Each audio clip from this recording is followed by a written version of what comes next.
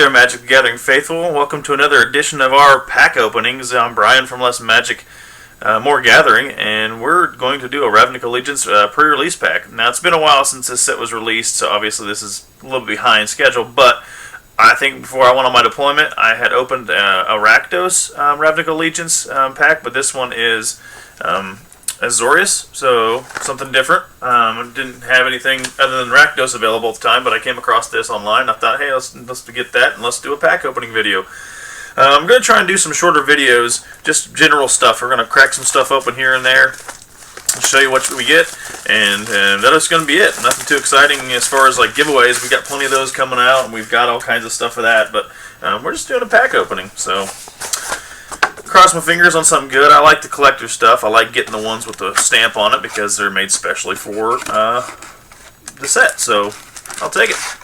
And it looks like we are going to have all 5 packs of Ravnica Allegiance and nothing else, just in case sometimes you get those. Oops, I don't want to give that code away too quickly. I'm going to use it. But I'm going to leave my card face down, like I've done in so many videos, and then we'll flip it over when I get done with the packs. We're going to leave it there last. Let's see what we have.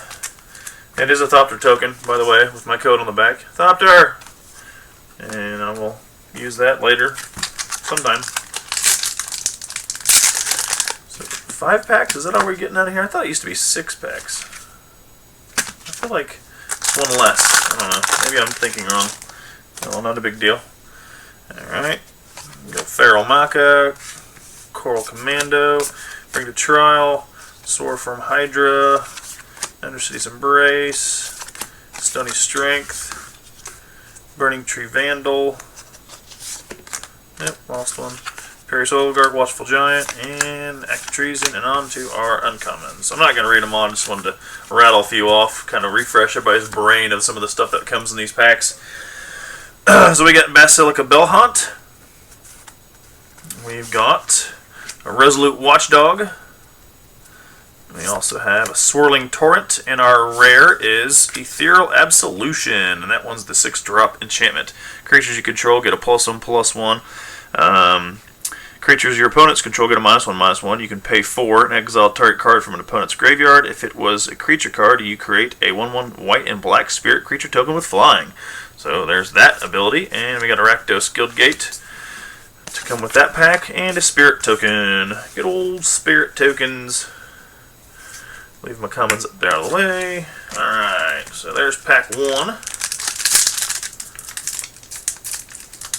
Ugh. Sometimes I am just a struggle bus with packs. I don't know why. I've got a problem, I think. Ew. It sucks when you get packs in a package they're all dinged up. Like the first 2 cards, I don't know if you can see it. I'll try to zoom in there. Let's see that first one. Oh, I got a little curve in it. Just a common card, but you hate seeing your packs open like that where they've got dents in them. So something got rattled in shipping on this one, that's for sure. There's another one back here too. Hopefully that's just the token, yeah. So the token's got a little bit of a dent. Bummer. As long as it's nothing good. Ooh, Persistent Petitioners. It's like $1.20 right now, so it's a high-end card because it's one of those you can play multiples in one deck. I've got a mill deck put together in Standard right now that I haven't got a chance to play a lot. I played a little bit when I was on deployment with it, but a couple games, I guess. But I'm ready to get back at work and try to see if I can mill some people out. Mill sucks. I don't like put together too many blue decks, but this was just kind of fun because you can throw as many as you want into a deck. So I like that. So let's move on, keep on going. I just wanted to point that one out because I'm a specifically higher value card. There's only like 3 or 4 cards in the game that have that ability where you can have as many as you want to in a deck. So that's that one. You got Shadowborn Apostle, which is also a previous video I did. And then you have Rat Colony, and I think there's another one or 2, but I don't remember what they are. But those are the 3 I know for sure.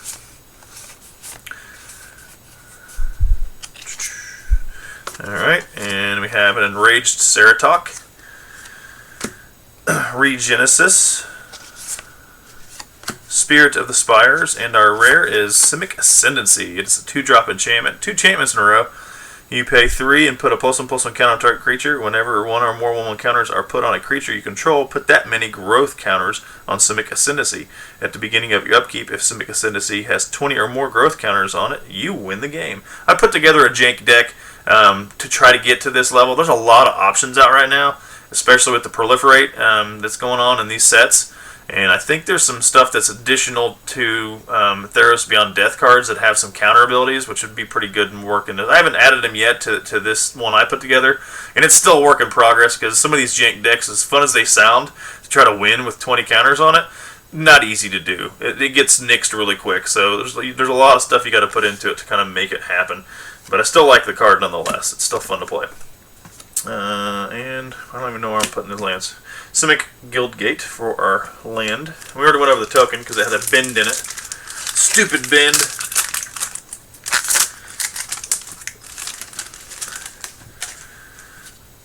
Alright, we got shuffle, shuffle, shuffle. Looks like we got a foil hiding back there. I'm not going to reveal it just yet. We're going to try to sneak back there without seeing it.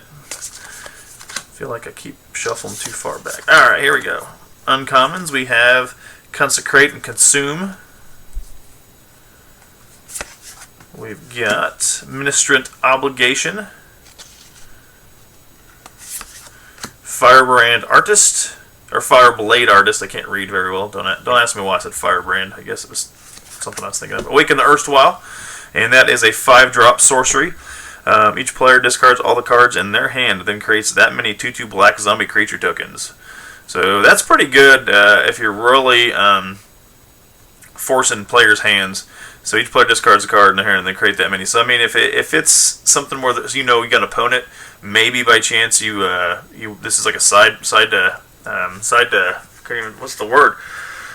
Anyways, you're playing in a 2 best out of 3 or something, and your sideboard, I guess, yeah, that's the word, and you put that in there because maybe they're doing a lot of draw, and they've got a deck that's designed to hold as many cards in hand, and you make them discard all their crap with this sorcery, and they can't do anything about it, and you just put like 15 zombie creatures or something out there. That'd be pretty crazy. But it might still work if it's something you're doing with yourself. Like, let's say you have a draw deck, you've got 7 cards on a regular basis, but you play this, and you just put 7 zombies on the field to play. Lost their cards, but might be a good switch around. I don't know. It just depends on who you're playing. And our... Ooh, alright, I like getting these. And our foil is a foil Stomping Ground. So I've gotten a couple foils that are from these sets. Either Guilds of Ravnica or Ravnica Allegiance. I know I've got Watery Grave, and I've got... Is it Watery Grave? I think so. I might be wrong. I'm pretty sure it's Watery Grave, and then the blue-white one, but my brain's in fart mode right now, so I can't remember. But I got that one, and those 2 in this one now. So now I've got Stomping Ground foil, which is excellent, because it's probably still close to a $15 card. I think all these... what are these called? Shocklands, I believe, because you got to pay 2 life to get it on the field of play. Each of these foil ones are at least anywhere from $12 to $20. So not a bad pool. And I think I paid like $18, maybe $20 at the most for this Ravnica Allegiance. So right there itself, boom, we'll take that any day of the week. Foil Stomping Ground, Azorius Guild Gate, and a Gablin token. I'm already feeling good right there, man. That's Stomping Ground. Come on. Come on!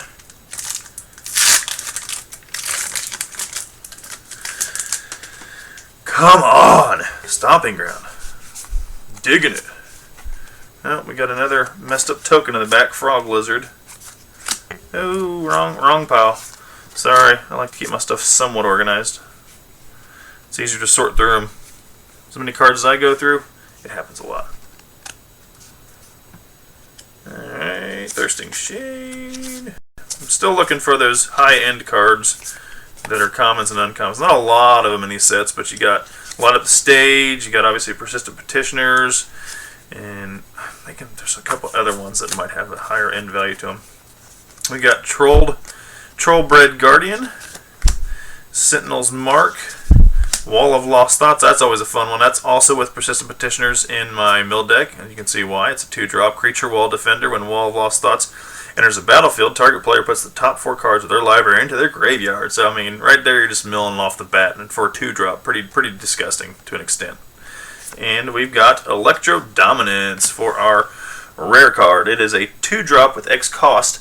Electro Dominance deals X damage to any Target, you may cast a card with converted mana cost X or less from your hand without paying its mana cost. So that's pretty useful. I mean, it depends on what you got in your hand. Being a red deck, you can put it with other colors. Maybe if you're going red-green, you got a high-end green creature that's like way up there. So you pay the big X cost for that to deal damage to them, like, or kill one of their big creatures, and put one of your own out there for paying this. So it's essentially a big kill card, and then you get a big creature. So not bad. I mean, or not even a creature. I guess you could play a big cost card. So there's just a lot of stuff. I mean, it may not really be the best in Standard, but I'm sure there's a use for it. If not, then you can always find something in Commander or anything else, or any other format that's got all the cards available at your beck and call for it. So pretty decent. And Gruul Guildgate. I'm trying not to mumble too much. I know it's a quick video. It's about gonna be a little over 10 minutes maybe for this one, but that's okay.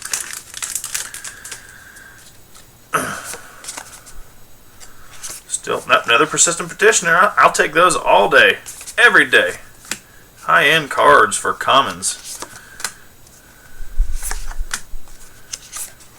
Goblin Gathering. I like that one too if you're heavy in goblins. Useful. It's got its uses. Light Up the Stage right there. There's another one. This is like a $3 card right now, I think. It may have gone down, but for right now, last I checked, it was up there. So Light Up the Stage, that's a good one. I'll set that aside. Bullrat Clan Crusher. Smelt Ward Ingus, and our rare is,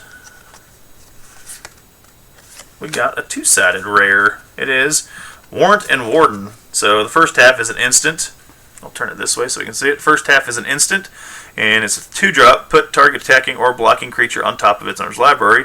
Or Warden is 5-drop. Sorcery, create a 4/4 white and blue Sphinx creature token with flying and vigilance. So there's that. Ooh, excuse me. And Orzhov Guildgate. We got that and a Centaur token. So there is our packs for the Ravnica Allegiance pre-release pack. And I know there's extra cards in here with this, but I don't really want to open it. I like to kind of keep it there unless I'm going to do something with the card. So, like before, turn it over, flip it, and I'm going to show you what it is, and then I'll look at it and see what we got. So here we go. So that's what came in there as the pre-release card, and I haven't looked at it yet. My eyes are closed. That's weird. It's just kind of something fun I like to do. It's kind of a shock value for me. Let you guys take it in. Take it in. Hopefully it was something awesome. Anyway, what do we got? Deputy of Detention. So it's a 3-drop creature, Velduck Wizard. When Deputy of Detention enters the battlefield, exile target non-land permanent an opponent controls and all other non-land permanents that player controls with the same name as the permanent until Deputy of Detention leaves the battlefield. So it's pretty good. I mean, if they've got like all four of whatever on the field of play, you can just get rid of them all, and that could be a game changer. I mean, maybe, maybe not. It'd be good though. Good card. So there you have it. And I'm pretty sure these are. I don't like opening them. No, they're not foils. I forget what's in here. I think it's a mixture of cards that goes with Azorius. Yeah, Azorius Locket, Cynic Courier. Sorry, I know I'm not on the screen looking at this, but it's kind of hard to angle it there. Justiciar's Portal, Sage's Row, Slimebind, Sphinx's Insight, Persistent Petitioners, another one in there. So, got 3 of them out of this box, or this thing, essentially. But yeah, that's what comes in that little pack. So we got that. So there we go. Stomping Ground and a pre-release card and a handful of commons and uncommon valued Persistent Petitioner and a live stage. Not a bad box. I'll take it. Alright, well, I hope you enjoyed this pack opening of Ravnica Allegiance pre-release. Like I said at the beginning, I am Brian from Less Magical Gathering. Hope you enjoyed the video, and we'll catch you on the next one. Deuces.